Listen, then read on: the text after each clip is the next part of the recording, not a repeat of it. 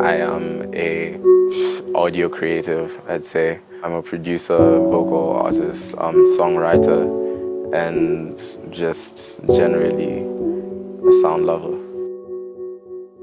When I started off with music, I started off playing the piano for like 2 months, and I gave up because at that time I would have rather gone outside to play with my friends or whatever. And then later on I picked up the guitar when I was slightly older, and I played the guitar for 3 years. And I wanted to make songs, because I just fell in love with guitar music, but I just didn't want it to be a guitar because I was like, I need that hard stuff. I started producing around that time where deep house was really popping. So that's what I started really trying to focus on. I just Googled, because I was like, how do all these people make these things? What do they use?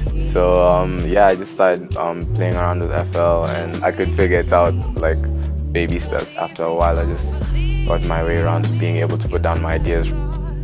At some point, I started growing towards more kind of future bounce, and it was still more on the housey side. And then eventually, I just started thinking about picking up the guitar again. So slowly by slowly, I started to fall back in love with live music, and it changed from me knowing what I wanted to make, which was EDM, to now being so open to a lot and open to fusing a lot and just making it sound appealable to as many people as it can be. Because I'm all about perspectives, I'm all about gaining new lessons from different people, because there's always things that they've gone through that I haven't, and therefore they have certain things that can help me understand my issues way faster. I feel like other artists should really,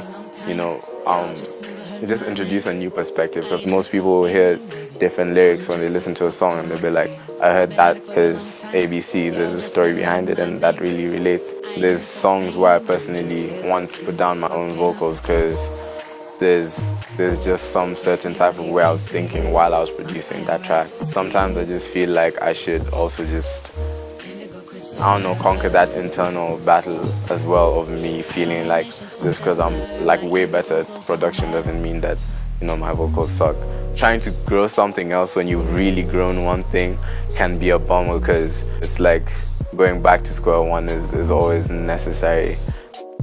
Working in different spaces just helped me really appreciate that you can willingly tap into workflow and just your own energy in terms of your literal physical energy of, I feel like I want to do this now. Even though I'm in a sitting room, I don't have to go to an actual studio, whether I do have access to it or not.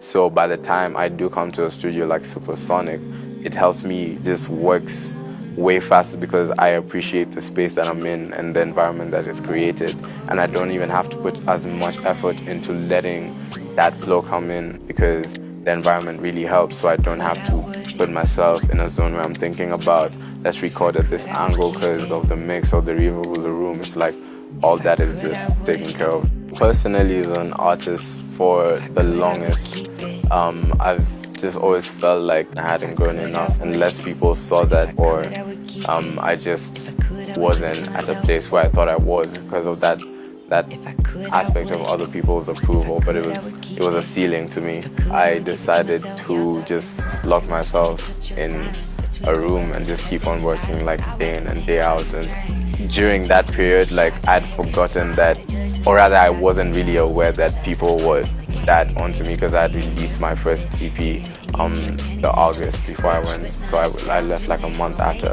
my first EP, and people loved it, but I didn't know that it would still drag on up until now, because up until now I still get feedback from it, and I still get new loyal fans from it, which is amazing. But at that point where I was keeping myself just to myself and working, I found out the importance of kind of detaching yourself from that emotion of what I have is the best, and I'm the best of the best, or ask so and so, they call me the best. So I had to detach myself from the feeling of that and focus on just growing to a point where it's unbelievable.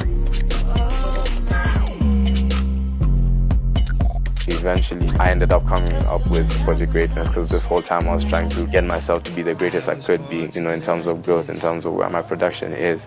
But it's a continuous project, you know, it's not just one thing that you say, okay, I've grown, I've experienced growth, this is what growth is to me, you know. So it's just a long-term project, and it just taps into all the emotions that I felt during that period. And just like me realizing that if people back home love what I'm doing, then I should, you know, just put out what I'm feeling, and I'm pretty sure that people will relate.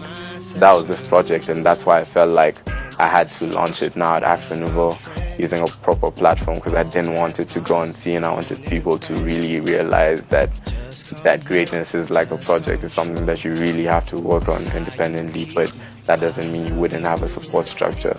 And one of those support structures could be that album, because music for me is a support structure. Like Benjamin Frank, I see colors in the dark, I see better through these tints. People that aren't who I am always act like they know where I've been. Don't take them serious. I know this, that's also where you're coming from.